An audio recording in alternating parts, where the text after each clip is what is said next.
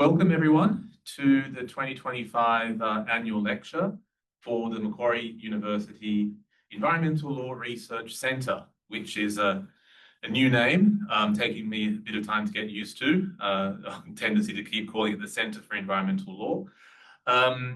This evening we'll be treated to a lecture from Professor David Schlossberg. I'll just quickly introduce the centre. The centre, as I said, was previously known as the Centre for Environmental Law. Still, though, the same centre as has existed for many years. Our focus still is on pursuing justice in environmental law, both nationally and internationally, through a multidisciplinary lens that we hope will endure for many years to come. First, I'm going to introduce the Dean of Macquarie Law School, Professor Lise Barry. Professor Barry will deliver the acknowledgement of country for this evening. So I will now pass over to Lise. Thanks, Paul. Let me just see if I can close the chat. Maybe if someone can see if they can make David bigger as a speaker and get rid of all the names of all the people online. Is someone able to do that while I can change the view? That would be great. Okay, do you want to do that while? So good evening and welcome to everyone. I want to begin by acknowledging that we're meeting tonight here in person on the lands of the Gadigal people of the Eora Nation, the traditional custodians of this land. And I pay my respects to their elders, past and present, and extend that respect to all Aboriginal and Torres Strait Islanders, either here in the room or listening from home. And thank you to all those people joining us online tonight. Tonight's lecture on climate turbulence, justice and democratic experimentation feels, I think, particularly resonant as we stand on country that's been cared for through unbroken connection for over 60,000 years. The disruption and displacement of connection to place that Professor Schlossberg will address is something that First Nations people, of course, understand profoundly.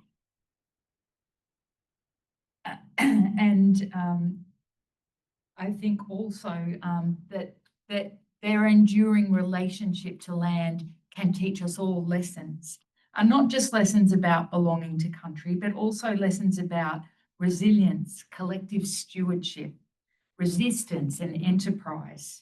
So as we grapple with what it means to be unsettled by climate change, we might look to those who understand that we don't own country, but rather that country holds us. So it's my great pleasure as Dean of Macquarie Law School to welcome you all here tonight, whether in person or online. And I'm going to hand over to Paul to properly introduce Professor Schlossberg to us all. Thanks, Lise. Our speaker tonight is Professor David Schlossberg. David is the Director of the Sydney Environment Institute and a Professor of Environmental Politics at the University of Sydney. For those in the room and those watching, you are in the presence of two people who are synonymous with environmental justice in Australia, Professor Schlossberg, and we also have the Honourable Chief Judge of the Land and Environment Court, Brian J. Preston, in attendance as well. David, as I said, is synonymous with scholarship on environmental justice. I remember first buying David's book on environmental justice back in 2007, and I still have the same copy. Well read, probably more yellow highlighter than white paper these days, but still, it's definitely there and still an amazing resource. Over the years, David has taken different forms and specific iterations with regards to environmental justice, specifically climate justice and more recently multi-species justice. His interest in justice is extended to just approaches to climate adaptation and resilience, as well as issues of environmental action and sustainability in everyday life. This applied work has also extended to looking at community experiences, local knowledges to resilience, and community-based responses to climate disasters, all within a justice framework. David is the author, co-author and co-editor of numerous books. One I mentioned, Defining Environmental Justice, published in 2007. Sustainable Materialism, Environmental Movements and the Politics of Everyday Life in 2019. And earlier this year, institutionalizing multispecies justice. Sorry to move that across. Multispecies justice from Cambridge University Press. Current projects include an ARC discovery project, which includes our colleague from Macquarie Law School, Associate Professor Madeline Taylor, on justice in transmission line sitting, and also a foundation-funded project on more than human representation in environmental decision-making. Some quick points about tonight's lecture. I hope you've all had the opportunity to read the description on the flyer, so I'll take most of that as read, but just to emphasize a couple of points. As Professor Barry already mentioned, this lecture tonight is looking at the increase in climate change turbulence. Turbulence has created converging, overlapping, intersecting crises, increasingly understood as the polycrisis. Turbulence is disruptive and unjust in numerous ways. It is about constant and material impact on bodies and the disruption, displacement of connections to place and entangled environments. Climate injustice due to turbulence is being experienced in many different ways: unsettled, loss of capabilities, undermining community functioning. And in response, many communities have developed forms of democratic innovation and experimentation fit to address such climate turbulence and experience. I now welcome Professor Schlosberg to the podium to deliver the 2025 environmental lecture. Thanks for the great introduction. And the overview of the talk, are we going to share? Are we just going to Zoom or? Yeah, thanks for the invitation, and in particular to Surya for the invitation and his ongoing work on climate justice. Yep, got it. Just going to do this. Do we want to show the regular view up there, or? Do you know how to get the slide view up? Just the main slide. Yeah, we don't need to show everyone all of that. Good thing the notes aren't there. Yeah, and the caveat I said before, I'm not a lawyer. I've never been a lawyer. I don't teach in the law school, but I have a lot of law friends, and we do a lot of collaboration, but I depend on them for that end. And it'd be interesting to have the sort of questions that'll come from lawyers and law students. But what I want to do is talk about this project. Thanks. Talk about this project that I've been developing over the last year and a half or so. It tries to bring together a number of things that I've been working on for the last few years in a single project. So it focuses on something I call climate turbulence, which is a little bit different than polycrisis, and I'll come back to that and why I don't like the word polycrisis. And why I think turbulence helps a little bit more get at what I'm looking for. But also what that means for rethinking both climate justice, conceptualizations of climate justice. I am a political theorist, that's where I start, and climate democracy. So it brings these issues together: climate impacts, conceptions of justice, and experience democracy into a larger project. So it's not a single paper. I've written a little bit on turbulence. I've written a lot, obviously, on climate justice. There are 2 or 3 more papers coming out of this, but it forms the basis for an integrated 5-year project that I'm about to start next year. So I'll finally be able to stop talking about it and go and do the empirical work.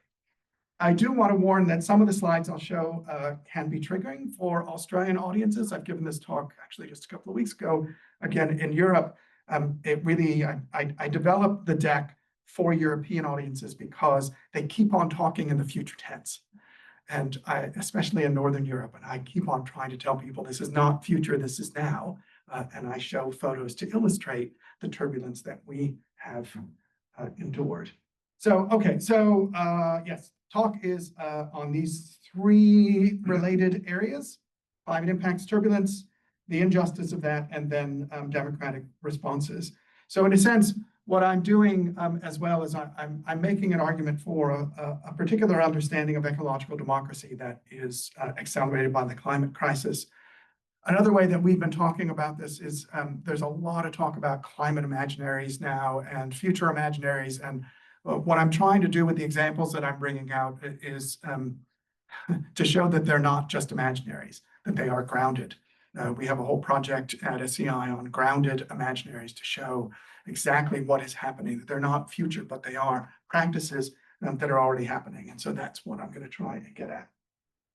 All right, then. So on turbulence. So I started writing on turbulence, and this audience will get this, right? I started writing on turbulence after the Black Summer bushfires.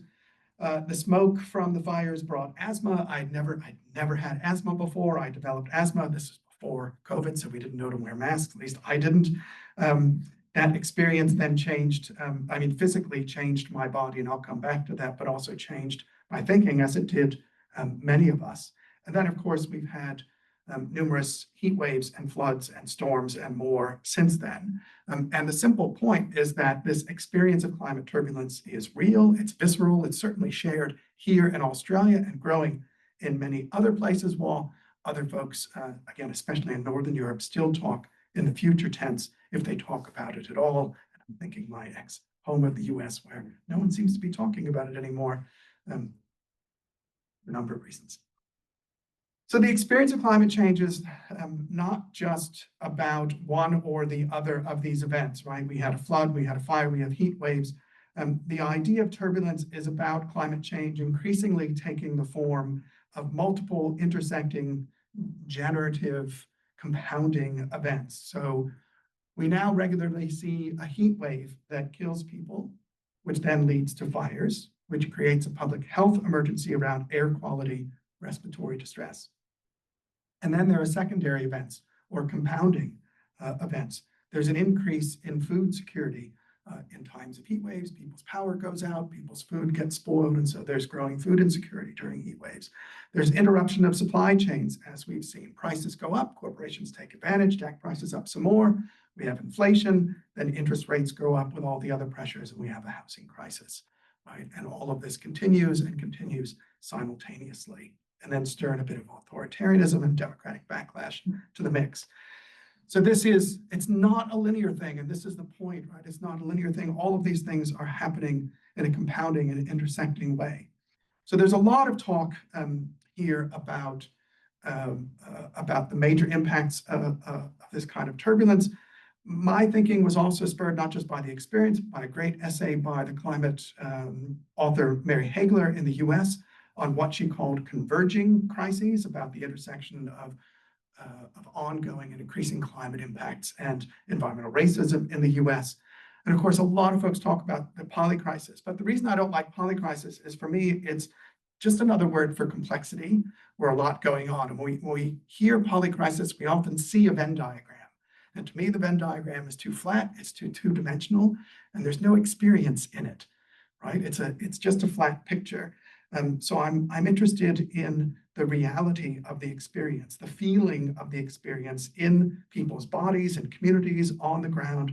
What is the everyday sense of life in the midst of turbulence?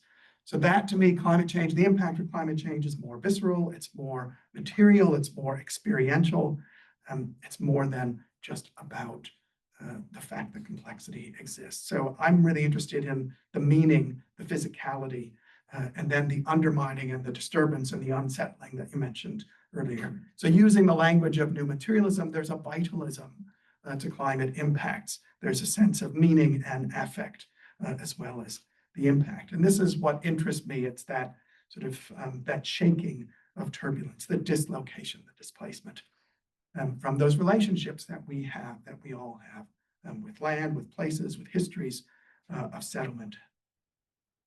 And I get that, and it gets to the acknowledgement as well, Climate change is not the world's first existential crisis. It's not even the first climate-induced existential crisis. Colonization, obviously, slave trade, genocides are all examples of turbulent upheavals. I remember when the city of Sydney was doing its Resilient Sydney, the first time they did their Resilient Sydney study, and they had a workshop with Aboriginal participants. And the idea was, what are shocks and stresses? What's the difference between shocks and stress and resilience? And of course, the first word was, well, colonization was a bit of a shock, right? And so there is a history here. This isn't a new concept. This isn't a new idea. There are experiences here that we can learn from. But the other issue for me is the political issue, right? The political point is that climate change is usually understood as just another governance issue, another legal issue, another finance challenge that a loss and damage fund can address. It's just another ecological event.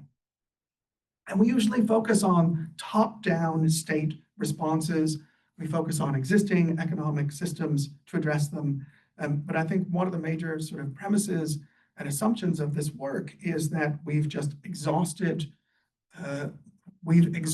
institutions that were built for the stability of the Holocene, right? And the kind of turbulence that we're seeing just doesn't fit, and the necessity for a more agile approach just doesn't exist, as our friends in the Northern Rivers have certainly experienced.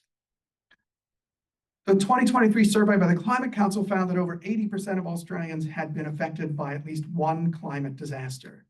Of those people, half of them felt that their mental health had been impacted by a past disaster, and half of them were extremely worried about future climate disasters. So we have this intersection of past, present, and future challenges and anxieties. And one quote here is, "We barely survived previous events. We're still rebuilding now. I have no idea how we will survive worse and more frequent events." So this is turbulence. It's about this epical shift. It's about those losses, the generational losses, the long-term impact in the now and the anxiety of that. So that's that sense of turbulence. Oh, I hope I haven't brought back terrible memories for folks. But so the second question then is, well, what does that mean for justice? How does this more materialist understanding of turbulence get to the justice questions for me? What is happening with these ongoing and multiple disruptions, these converging crises, and that physicality? How can we think about that in terms of our understandings of climate justice? So what's unjust, in particular about turbulence and disruption? So environmental justice is often about the question of the who of injustice, right? It's not just that there is inequity, it's that there's an equity directed at particular kinds of people and communities. It also looks at the why and the how, right? So environmental racism, the social conditions, the economic structures, the cultural discriminations that feed and create vulnerability, right? But vulnerability is not an innate trait, right? Vulnerability is something that's created by bad policy. So I've been writing about environmental justice for the last 30 years. But the reality is just much more complex when we add, stir in this sort of idea of turbulence. So the question for me is not just the who and the why, but this sort of question of how climate change is actually experienced in everyday life. There's a lot of background here in environmental justice scholarship. There's long been work on the bodily and the material impacts of environmental injustice, the poisoning of bodies, lead in bloodstreams, hormone disruptors, impacts on women and reproduction, children. This is, Stacey Alamo called this toxic embodiment. And my colleague at Sydney, Blanche Furley, has been doing absolutely brilliant work on what she calls aspirational justice, which comes out of the fires, which reimagines climate justice, inspired by, as she says, the collective asphyxiation of Australia's bushfire smoke, right? And she's thinking about the injustice of my asthma, our asthma, being caused by the deaths of millions of animals, right, and forests, right? It's not just smoke we're inhaling, right? It's the death of forests and animals that we're inhaling. And what is the injustice that we're literally breathing into our lungs? So that's part of what we need to think about and expand on to fully understand the real injustice of climate turbulence. It's that physicality. But then there's also the psychological. There's the climate anxiety, the stress of climate change, the sense of impending doom, that loss of place that not just Indigenous people, but all people are starting to feel now, this loss of connection to place as place changes, as species change. Samantha Stanley calls this anticipatory solastalgia.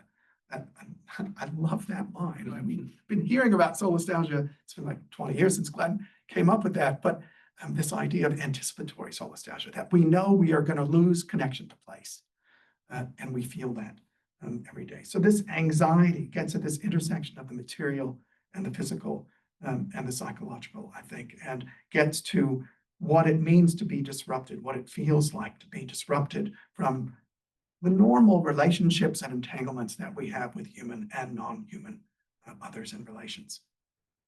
So this is where I link to some of the previous work that I've done on environmental and climate injustice using a capabilities approach of SEN and Newsbomb, and looking at ways that injustice is really about the interruption of the functioning of both individuals and communities, the undermining of the capabilities that people need in order to live, including connections with others and connection to place and connections to other species. And I think it's a bit more than that as well. But we know climate disruption is already changing rivers, changing ocean temperatures, changing farming conditions, changes what people grow and catch. Seasons are different, right? The rain is different. Insect populations aren't what they were. So what is the impact? What will be the impact of that kind of ongoing detachment from the historically known, right? Losing that sort of generational knowledge of place, that familiarity with place shaken away.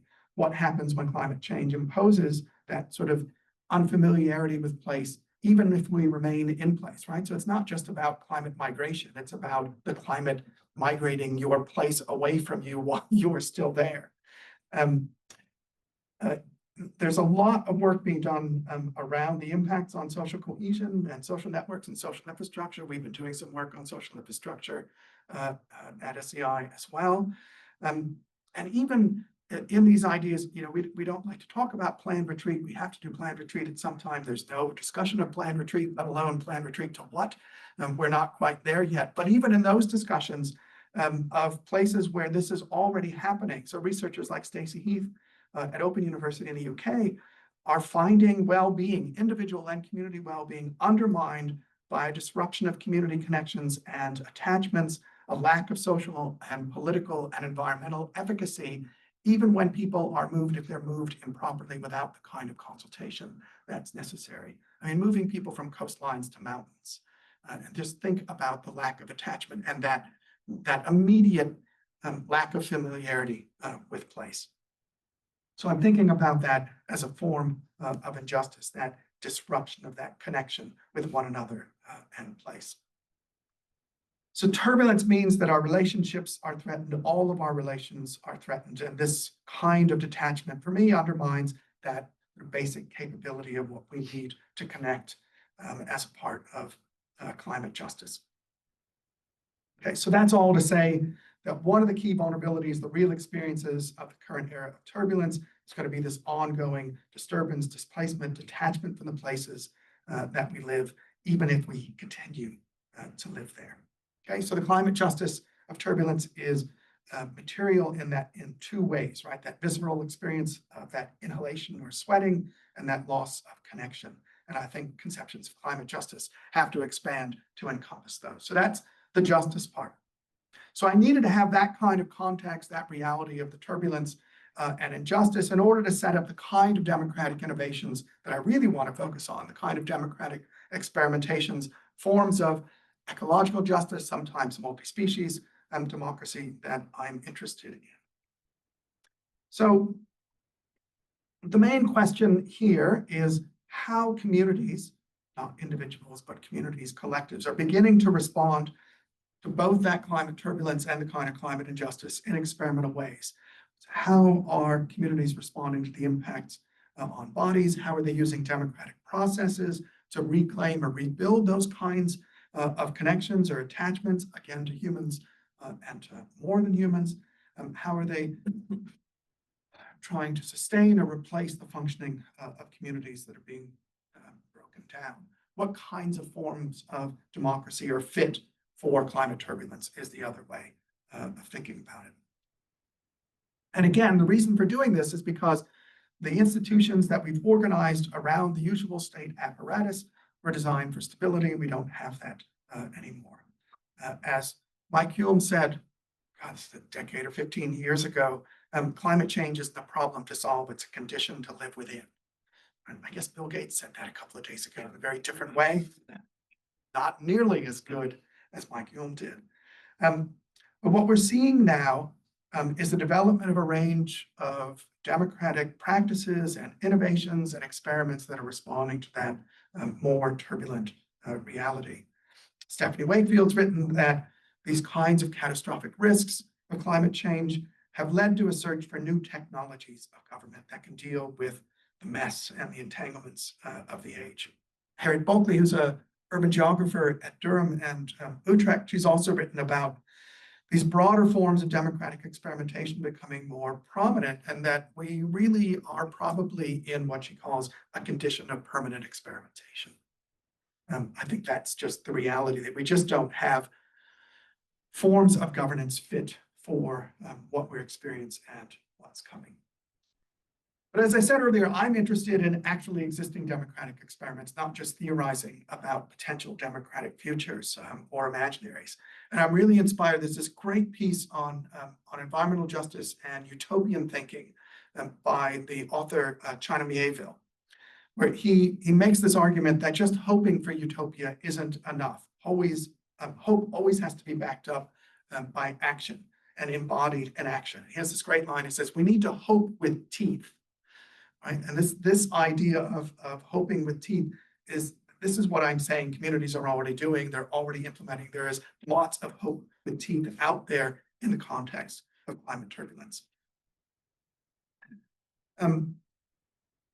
The other thing, and I'll come back to this again and again, but I really do think not just doing environmental justice for quite a while, but thinking about environmental and ecological democracy, which I've also written on for a while. I think a number of these community efforts are really embodying some of the core aspects of ecological democracy. They're thinking about relationships and relationality with each other and with the planet. They're thinking in a way that we would say is ecologically reflexive. They're thinking about what is happening to nature and the impacts on human communities. These basic ideas of ecological democracy, I think, are being embodied, even if not explicitly, but I think we can use ecological democracy as a framework to better understand and evaluate some of these. So the first example I'll give is obvious. It's here in the slide: democratic innovation as deliberation. There's been a huge increase in the use of deliberative processes and mini publics in the environmental space in particular. I mean, you guys are probably working on those. There's been over 400 climate assemblies in Europe in the last few years alone. NACA, the Knowledge Network on Climate Assemblies based in the UK, has been doing a lot of work on that, notwithstanding the lack of governmental implementation, especially the higher up you go. There's been lots of complaints in France and in Denmark about not actually implementing what many publics have come up with, but it is a key democratic response, right? It was a demand of Extinction Rebellion, right? That was weird. You block streets in order to have small democratic mini publics, but that was a key demand and one of the reasons why we have so much. So there's lots of innovations happening there. There's innovation at scale as well. The work of Nicole Curato before the Glasgow COP, and I think Nicole's doing another one for the coming COP, but doing a global deliberative process, including many people in the global south, so that we have a truly sort of global representation for what is supposed to be global decision-making around the COP. So there's all kinds of innovations, both local and at scale. And the other part, the other innovation there, and you mentioned this about one of the projects, there's a lot of work on expanding deliberative processes and systems to include nature in some way. So some of this is really specific. Animals in the Room, we know what they want, right? Animals in the Room is about bringing animals into deliberative processes. Mixed feelings about that, but we're looking at some of those. But there is there's a lot of work in the broader sense of including river valleys, right? The Loire River, or including mountains and oceans, and bringing relationships with environment more generally into these discussions. So it's not just about what do you and your household want, but what does this mean for the environment, and how can we incorporate the relations and the things that we value in some way. So there's quite a bit of work happening in this space. And, as you said, we've got a newly funded project on those kinds of experiments as well. And we're actually going to be giving a presentation at the ADAPT New South Wales conference in a few weeks, specifically on including environmental thinking, environment and relationality in adaptation planning in particular. But that's the obvious one. And one of the sort of issues that I sometimes have with my colleagues in this space is that they think democratic innovation ends at mini publics and deliberation, but it doesn't. So I'll give 3 more examples. I'll try and do this quickly before I run out of time. But obviously another area of democratic experimentation, and something that I'm really interested in, is community-based responses to climate disasters and the actual impacts of those disasters, turbulence. So we've done a number of projects at SEI with a number of communities that have been hit by repeated heat waves and bushfires and flooding in Australia. We've got a number of reports on the SEI website on this work that's done by civil society organizations, often in the absence of state-based emergency services, because state-based emergency services are often overwhelmed, can't get to places, are too stretched. And so you have communities doing this work for themselves. So all of these communities we've studied illustrate the reality of democratic organizing in the immediate response to disaster, and that kind of continued democratic coalition building, network building, and collaboration in that sort of in the ongoing recovery process as well, sort of building resilience. Again, Nicole Curado talks about disaster response in the Philippines as being about self-governing communities in a climate change world, right? And this is what is happening in a number of these places. So in one of those projects, we did this great network analysis to show how community responses were enabled through a range of pre-existing social, cultural, material, economic knowledge networks, right? We found out who people were going to for information, where people got their information, mapped out the nodes, showed how those nodes grew over time and continue to grow. So we can see where people went and those sort of central organizations continue to grow. So we can see how those relationships create social cohesion, but they also represent and elevate community-based knowledge. And those knowledges, that's where this idea of ecological reflexivity is, right? Communities know how fire behaves. They know how the river behaves given the kind of rain that is coming down. That kind of knowledge exists in communities. And one of the arguments that we've seen is between communities who know what's going to happen and emergency services who think they know what's going to happen, and the sort of clash between those forms of knowledge and experience. So those community organizations know the weak spots, and they want much more recognition of these community-based knowledges. They want that knowledge to be incorporated into governmental decision-making. They don't want to replace emergency services. They want to feel as though their knowledge is being used and complement that work as well. So I do think these kinds of community organizations will be increasingly important as the impacts of climate change continue and actually make retreat from settlement more necessary. I think that kind of idea of social infrastructure, the social side of social infrastructure, again, this is another thing with the state. We've had this argument a lot of times. The focus on social infrastructure is on the infrastructure side, right? It's on the churches and the community centers and the libraries, and not as much focus on the social side of social infrastructure, which does the work to save lives in the midst of disaster and is a hell of a lot cheaper to build, right? There's an effectiveness and efficiency there. And this is one of the arguments that we've been making. But again, that's just one other form of democratic response. Another form of democratic experimentation, and this comes out of this work on sustainable materialism that you mentioned, is a book, is it 5-6 years old now, but I came up with this concept. Well, it's this idea of material participation exists in the science and technology studies lit, but it means something a little different. I use material participation to think about the way that people are developing engagement with and changes in local material systems. So focusing political work on food systems, on energy systems, on sustainable fashion, right? It's a political act to rework these kinds of material systems and flows through communities. For a lot of folks, this is based on a disconnect, right? For food systems, it's just a disconnect with the soil, a disconnect with seasonality, with actual food that grows in places. With energy, of course, it's all about reconnecting and rewiring Australia, right? Rewiring locally, creating community power in a very different way. It's about removal from systems that do a lot of damage, industrial agriculture, the duopoly in the grocery chains, or energy systems, for example, or fast fashion, not just fast food, but fast fashion as well. There are lots of organizations dedicated not just to individual ethical action and purchasing, but changing the nature of material systems that supply basic needs.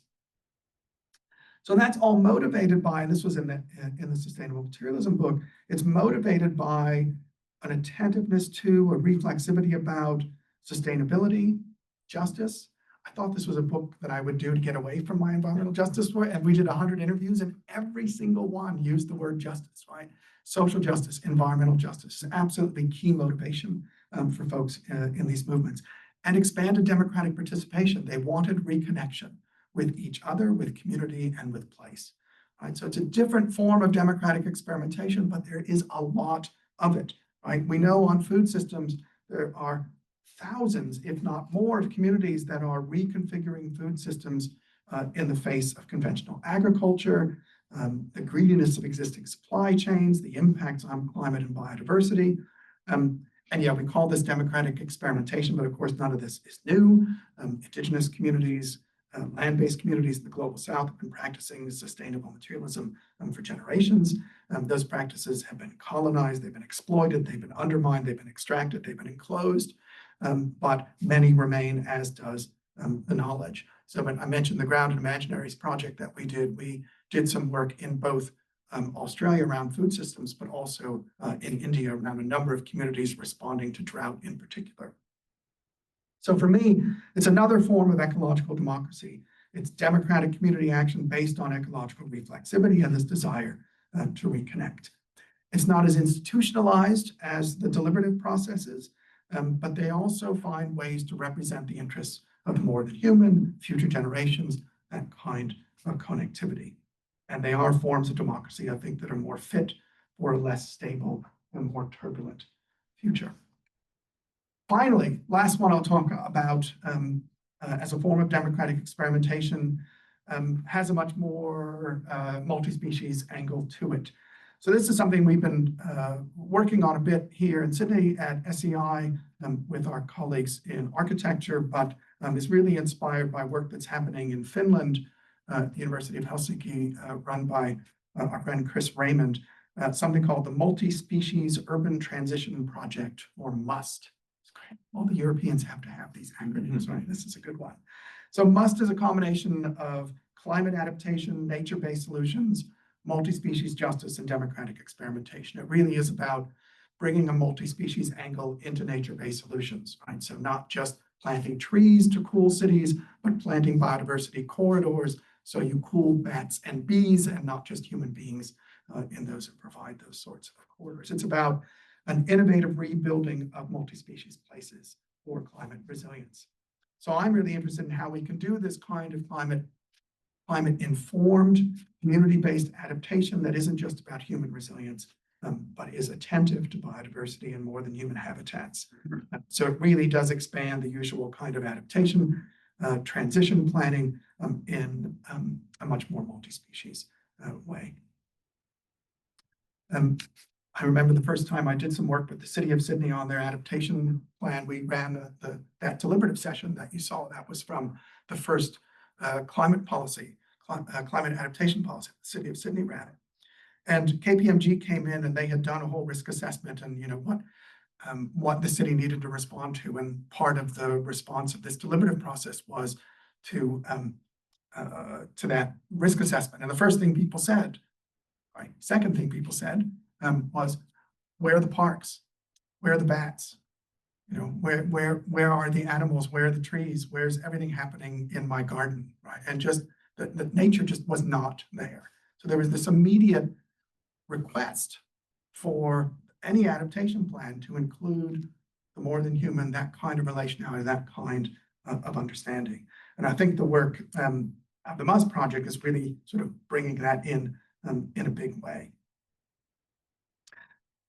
So those are different kinds of experimental democratic politics that expand representation and inclusion of more than human interest. They engage ecological reflexivity, they encompass relationality, and those obviously are not exhaustive. There are lots. Every time I give this talk, I hear of another kind of experiment. Last time it was about all kinds of work that's happening at the microbe level, sort of microbial kindergartens, for example. Again, a Finnish example of, you know, you don't just pull kids away from nature, you fully immerse them in it. It's good for them for a number of reasons. And so Finland actually has them. They call them microbial kindergartens. It's a great experiment to keep that and to teach the kids the way the microbes actually keep them healthy as well. So that's a really interesting experiment. Obviously, there are a lot more. There's a lot of work being done on eco-villages, and lots of transition towns and all of that. So my point is that these kinds of experiments are flourishing in the midst of the kind of floundering or corruption or inability of usual state structures to respond. I think we're going to see a lot more of those and more types as those sort of governance structures built for the Holocene break down more and more or can't deliver in some way what people need to continue the functioning of their lives. There are all kinds of critiques of these democratic experiments. We can talk about that as well. Are they going to address the power that's out there? Are they going to address the mining industry in Australia and the capture of the regulatory governance systems?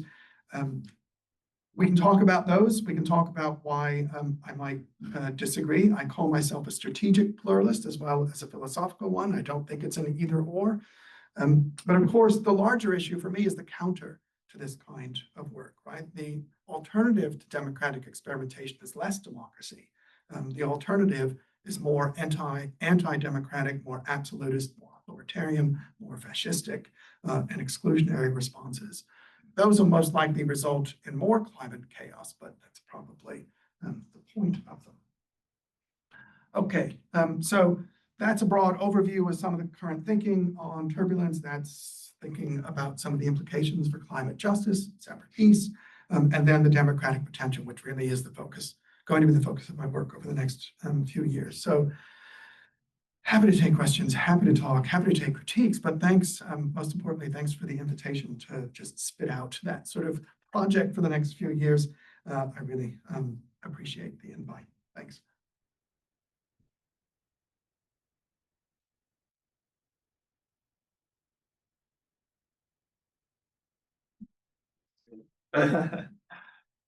Thank you so much, Professor David Schlossberg. I mean, amazing range and depth to the concepts, but also the practical applications, as we foreshadowed earlier. But I mean, I have plenty of questions, just not critique, but knowledge-based sort of inquiries as to how we translate some of these ideas and concepts, which I think to a lot of the people in those situations are probably still quite foreign and new. Ideas like relationality, which obviously, as you mentioned earlier, central to First Nations peoples' cosmology, philosophy, culture, law, but still maybe not understood the same way by, for want of a better expression, Western audiences or Western participants. But anyway, I'll come to my more specific questions later if time allows. We will now open the floor both within the room and online to questions for Professor Schlossberg. So for those online, thanks for coming along, thanks for joining. If you could put your questions into the chat, that's by far the most useful way of doing things. So please put them into the chat, and we'll read them out, and then Professor Schlossberg will have an opportunity to respond accordingly. I first will, though, ask people in the room if they have any questions. So there's, oh, good, there's a few hands up already. Now, apologies to those listening on joining us on. I'm not entirely sure how we're going to be able to do this. David repeats the question. Yeah, but unless, sorry, we're just going to see if this microphone works. So, Maybe we could stop sharing. So see yeah, folks. great.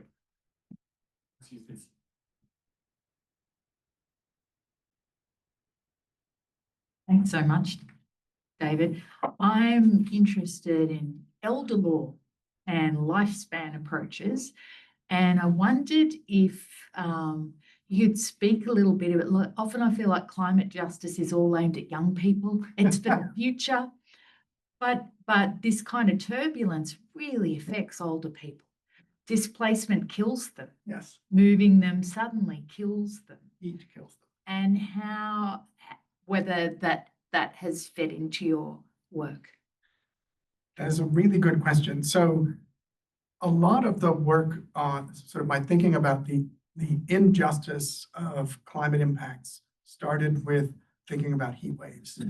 And certainly coming out of the heat waves in Chicago and the reflections on that. I mean, that idea of social infrastructure and social cohesion as saving people's lives comes out of a Chicago heat wave. And who dies most in heat waves? It's old people poor old people who live alone. Yep. Right. And so, and I mean, by far.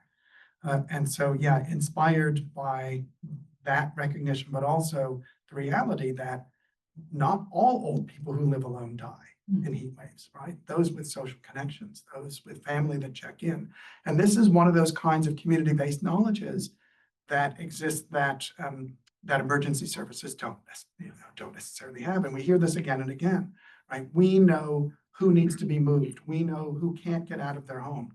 We know who needs to be evacuated. We know who needs that extra assistance. So I mean, it's not just me, but in a lot of this work, there is an attentiveness to those who have been made vulnerable, right? And made vulnerable mostly by, bad senior policy. So that's one response to it. The other response, just a couple of weeks ago, I gave this talk at a conference on environment, justice, and time at the University of Hamburg. It's a phenomenal conference organized by postdocs. And yeah, all of this sort of generational, multi-generational, past, present, future work came in. But it was interesting for a group of young people to think more expansively about time, including in their own lives. So yes, absolutely, it fits, it's there. I think going through the list of the different kinds of democratic experiments, for example, it's a really important point for the deliberative process to have that kind of diversity in participants, including with age, and we did that with the City of Sydney one.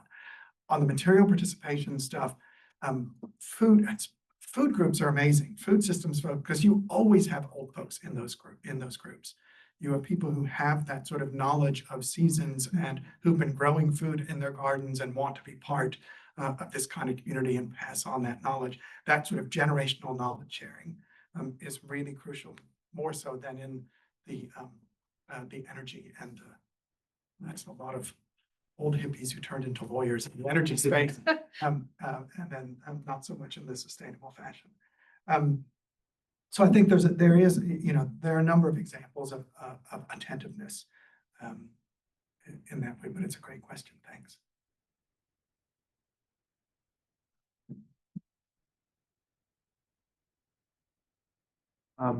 I really appreciated the idea of multi-species urban environments. Yeah. I was wondering if you could speak more to what that would look like in Australia, especially in Sydney, in today's society. I gave the one example, well, a couple of things. So I gave the one example of thinking about protections against heat, not just for humans, but or other animals, right? And thinking about biodiversity corridors as ways of cooling cities, but also taking care of animals and providing movement, especially for insects. So that's there. There's some development of this on the campus at the University of Sydney. So there's some thinking about, not just planting trees, but creating more biodiversity corridors, starting with the insects, which would then bring in other critters, which would then bring in larger critters. So there's sort of a long-term planning there, but there's a biodiversity plan for the campus. I think those are just a couple of examples. For what MUST is doing, I think is quite interesting, because MUST is that they've created a sort of immersive dome that they bring people into when they present this work. And the dome then is the city. It shows the city, but then it shows the city increasingly greened and with more species. And so people start to hear the sounds of animals that they are familiar with and begin to think about. It's just a way of creating that reflexivity, of sort of sparking that reflexivity. So people think about a future city in a transition that is more multi-species.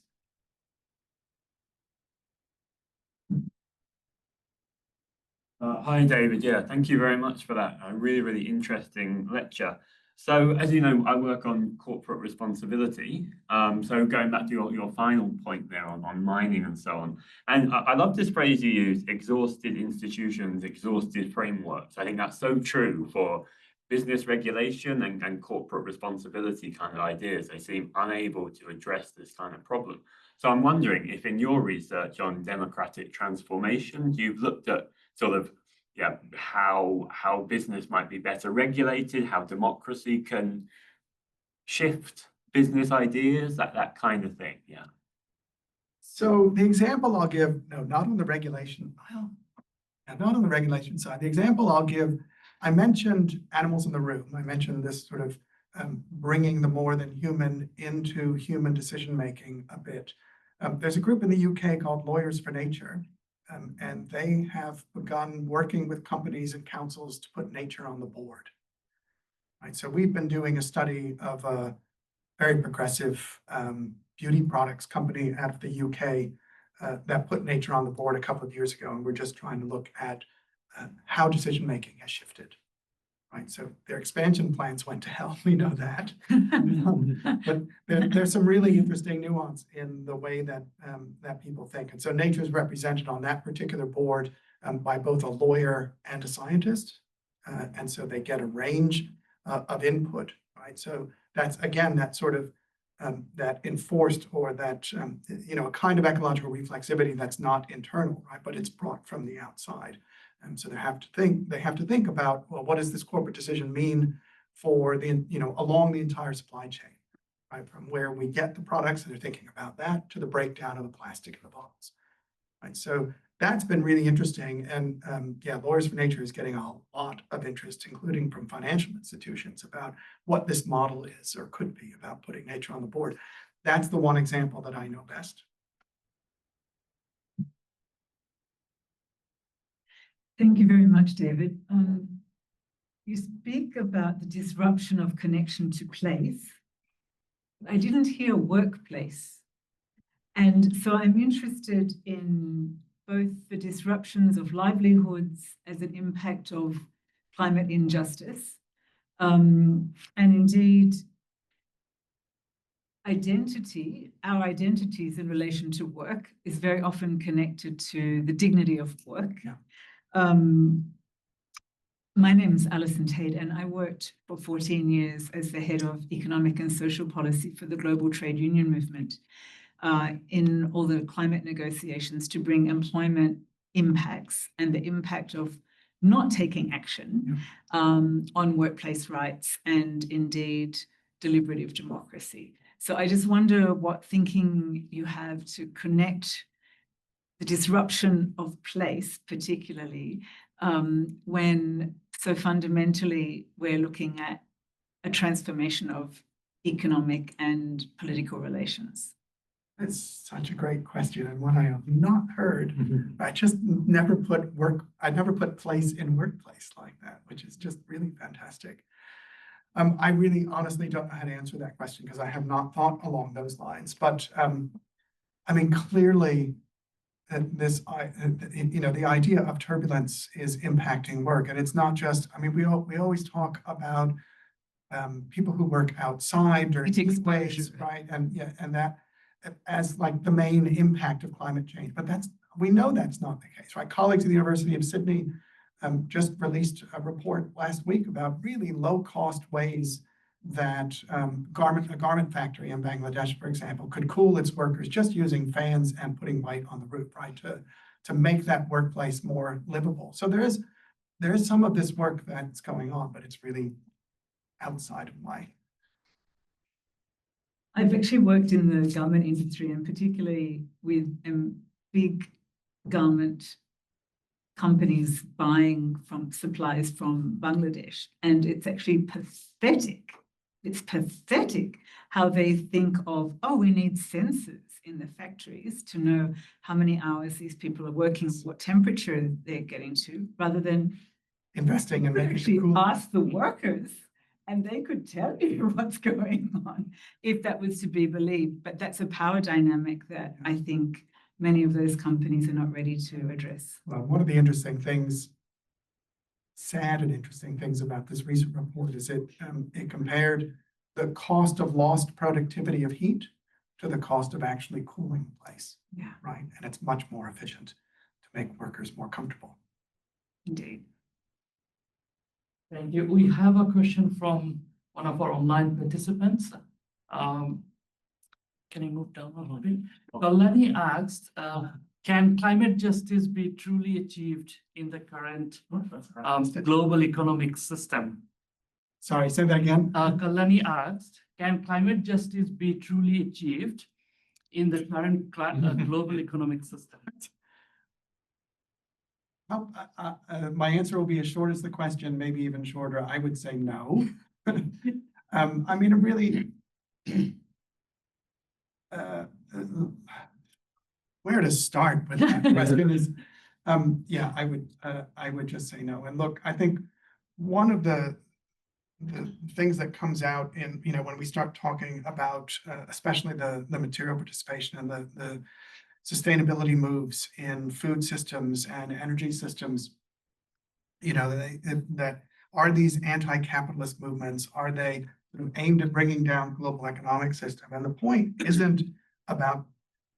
for them is not about bringing down a system, it's about unplugging from a system and creating something different, right? And I think that's what we're seeing in a lot of places. It's a very Foucauldian idea, right? People just don't want to be part of exactly that. Don't want to be part of a system that is undermining climate stability. And so with food systems, with a number of these organizations, it's about physically removing one's body from the replication of that system.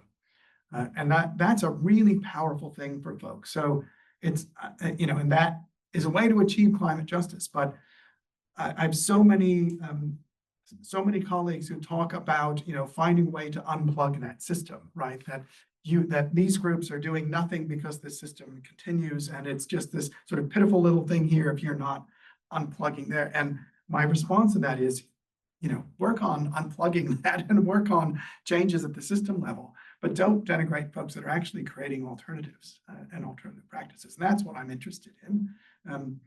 I think, so I guess there's two answers to that question. The no is at that global level and with that global system, but can climate justice be achieved locally or through different kinds of systems? I mean, think about what Liz Moore has been doing in terms of building resilience and building community. I mean, this is an attempt to build climate justice in response to disasters that they've been having. So in that sense, it can be achieved at that level.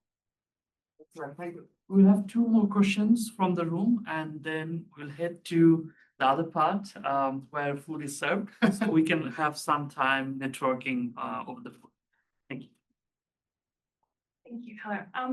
I had a bit of a question about the communities and disaster response section. You were talking about community knowledge. Yeah. And so I'm studying Indigenous studies at the moment. I have an essay due, so this would actually be quite helpful to discuss. Always happy to help. Thank you. And you were talking about communities knowing the weak spots in environmental management and wanting recognition for this knowledge.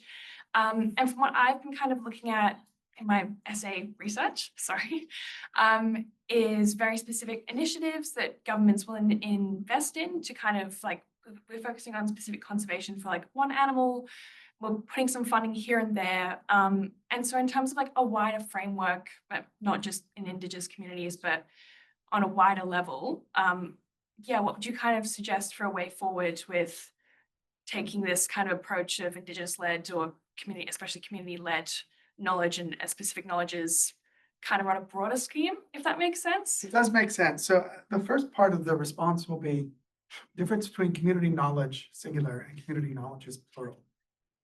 Almost every time we have this conversation with folks in state government, they come back and say, well, you mean community knowledge, right?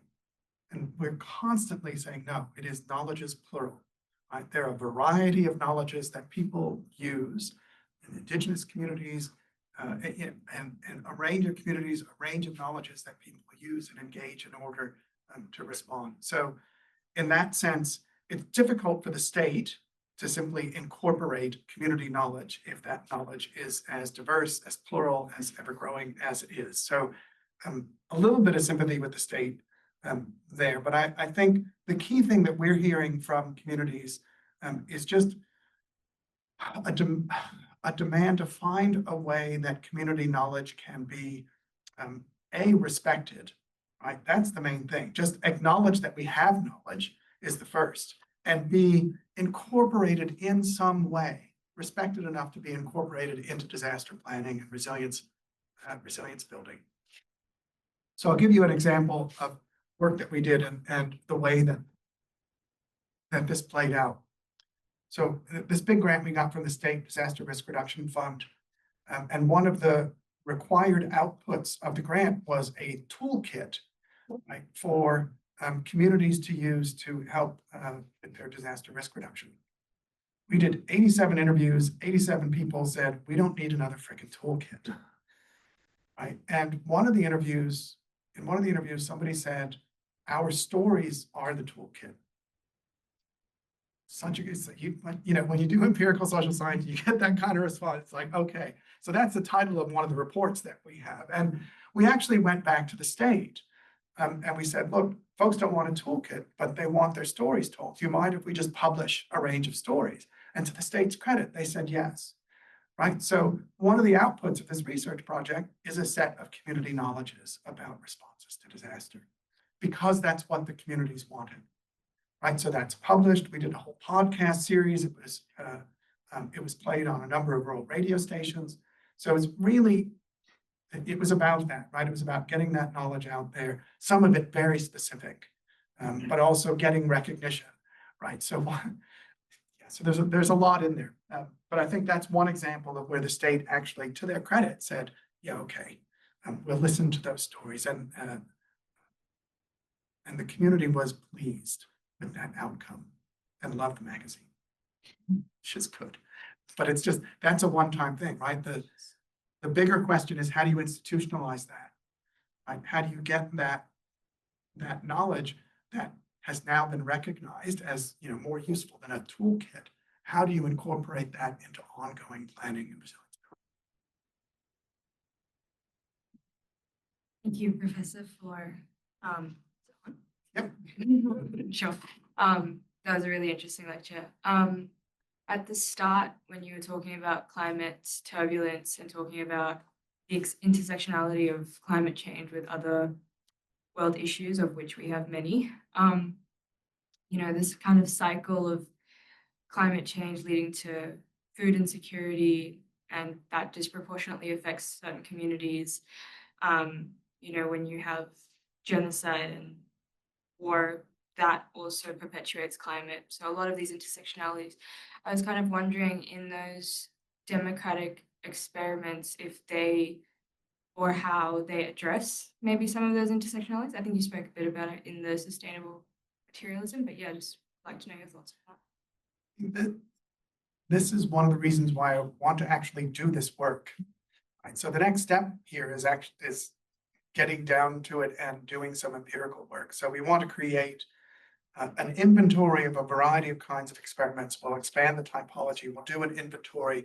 We want to create a community of practice, both of practitioners, community members, but also of early career researchers, PhDs, postdocs who are working in that. We just want to learn about more stories, right? So that's the next step, really, because most of my work in particular has been here, or in the US, not anymore, or with colleagues in parts of Northern Europe. We've done some intersection with some groups in India.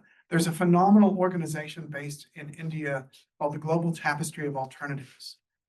And they're creating this sort of global network, and there's a lot of conflict impacted communities that are part of that global tapestry of alternatives. Great set of stories there. But yeah, I don't know how else to respond to that. We just haven't done that work yet.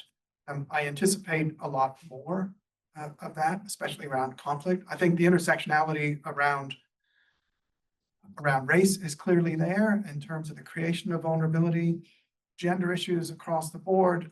Our colleagues in Lismore just published on the gendered nature of the emergency response and who does what. And when I mentioned the resilience organizations up in the Northern Rivers, it's something like 87% women in those organizations. So there's some really interesting overlapping crises happening there. So I think examining those intersectionalities is absolutely key.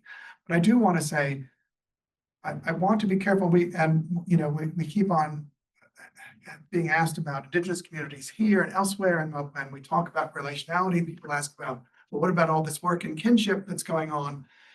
I want to be very careful about appropriating Indigenous terminology.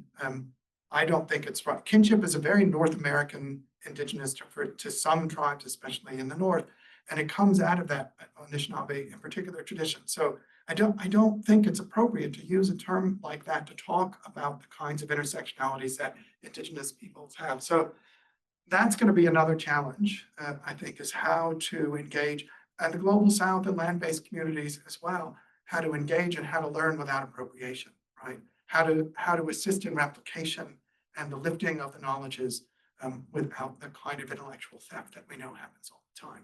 So that has to be a care. Good question, though. Thanks. Brilliant. There's one on this. Don't ask me about environmental law. There's a question on the chat there from Professor Ben Bohr. Hi, Ben. I'll just read it out for everyone. I don't know if you can all see it in the room. On the basis of this important research, what environmental law reforms would you like to see at local, state, and national level? Now, this is quite a pertinent question given today's release of the EPBC reforms. So, yeah. I don't have. I mean, that's why I said I'm not a lawyer, but I don't have a response to that. And I don't think it's really what I would like to see. I think the question really is what's necessary in the face of the kind of impacts that we're having, right? And I think this is where public consultation comes in, right? The really crucial nature of public consultation. But I'm not the one to ask. I mean, there are experts in the room. I don't think it's right for me to answer that question. I might just take advantage of my position here as the chair and ask a question. Oh, sure. It is a law question, but one that resonates more with the response you just gave then. It looks at, well, it focuses more on planning law changes, which are coming. We know this already. Unlike the EPBC reforms, these reforms have already been through at least, I think, the lower house of Parliament already, or at least they have been debated in New South Wales Parliament. So I'm not sure how familiar you are with them. Yeah. Are you more top-down New South Wales planning? Yeah, That's what we need. yeah. So just going to your point on consultation, I think that's the point I would like to get your thoughts on. And in particular, something you said in relation to, I think, Professor Barry's question about, you talked about heat waves as a climate impact. Now, for me, what I'm seeing with these planning reforms is that it's a reorientation of the planning law system toward housing, speed of housing supply. Now, I say that deliberately. It's not housing affordability, housing supply. And what seems to be happening in this, though, is it's a numbers thing. with little regard to quality of housing and quality of life for those people that are intended to take this housing. So I guess, yeah, your views on that in the context of consultation. That's funny. My wife just had an event up in Newcastle, and when she came home, she took the train up and she came home. She said, "Do you realize all these suburbs that are going up and they all have black roofs?" Yeah. It's like, this is not her field. Even she's like, "What is going on here?" Wow, there was. I guess two responses to that. One is there's no work being done in this state that I know of that answers the question, planned retreat to what? Right? That's the next housing crisis. I mean, we know it's happening in Lismore, it's going to happen all over the state. We need not just new homes, we need new communities, right? And what are those going to look like? And I mentioned this earlier on, and this work that Stacey Heath is doing in the UK is amazing. If not done well, if not done with consultation, right? People, first, they lose their sense of efficacy, it's lost already, but that sense of efficacy, that connection to the government, that connection to each other, that connection to place isn't reestablished, right? You pull people, and we've been telling this to the state, you know, the individual buyout of homes in Lismore, it just pulls people out of community. It completely destroys any social cohesion or social infrastructure that they have. At the same time, it breaks down the social infrastructure that remains. So you have to take that kind of connectivity and relationality into consideration. And the way you do that is through consultation. But I think this is where the combination of things comes together, the sort of ecologically friendly design, which people like, right? There's all kinds of research. Thomas, why am I spacing on his name? At Sydney, it's just not there, is doing work specifically on mental health and physical health of people who live near green spaces or biodiverse spaces. So it's not just about mental health, it's actually cardiovascular health improves if you live near a green, if there's just more tree cover. It's as simple as that. Thomas Astelberg at Sydney is doing this incredible work.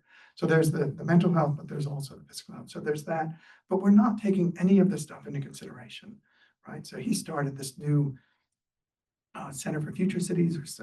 It's this idea of bringing that in with the design, with the planning, right? A lot of this is happening at the School of Architecture, Design and Planning at the University of Sydney, trying to bring those things together. But I'm not hearing any of it at the state level. Right? What we're hearing at the state level is there's no appetite from the developers, and there's no appetite from the state, because the state doesn't see how they're going, you know, where's the money going to come from, right? There is stamp duty, right? You can sell these things. There is, I mean, there's an issue of that sort of bias and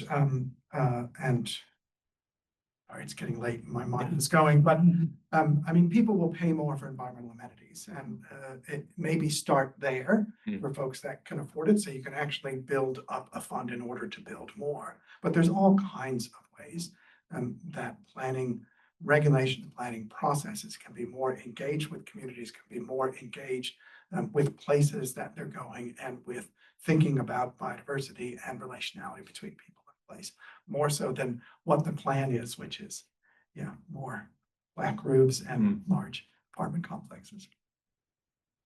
Do we have time for a question? Are you able to answer that last question, or? Jesus. I don't have an answer to that agricultural product. Yeah, I don't know. I mean, there's one of the areas of food systems and food movements that is increasing a lot and getting a lot more respect is regenerative agriculture. And so, you know, that might be an answer to that last question. I think there is a big question, though, about what people can grow and where, and what Australia is going to be able to grow. But this gets to this idea that I was mentioning before about being displaced in place, right? If farmers have only grown X crop, or if people have only fished for X species, what happens when those are no longer growable or aren't on the, how do you help people create new economies where they are with different kinds of products? So there's all kinds of agricultural work, again, happening in Sydney about different kinds of agricultural products that are more drought resistant. There's a lot of indigenous grains, for example, that work in that kind of, who would have thought, right? Who've actually lived through climate change before. So yeah, that would be my response to that. I think it's really, again, about a diversity of responses and not a monoculture in agriculture, not a mono design in planning. So more diversity. Yeah. Thank you, everyone. Thank you, especially to those people online, those for also posting those questions. Thank you again to Professor David Schlossberg for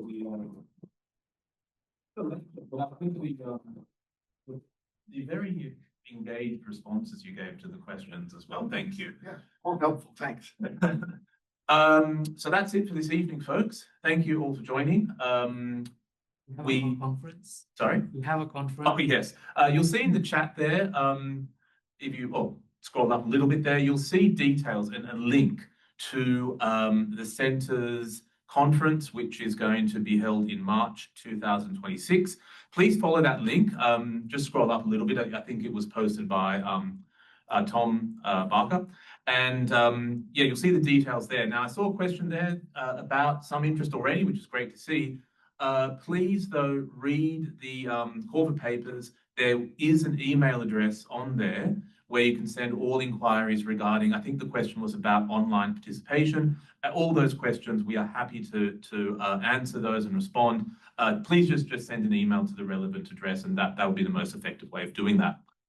Okay, so on that note, I'll draw the annual lecture to a close for 2025.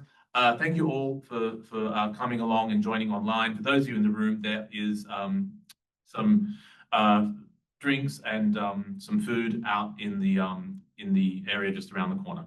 Thank you.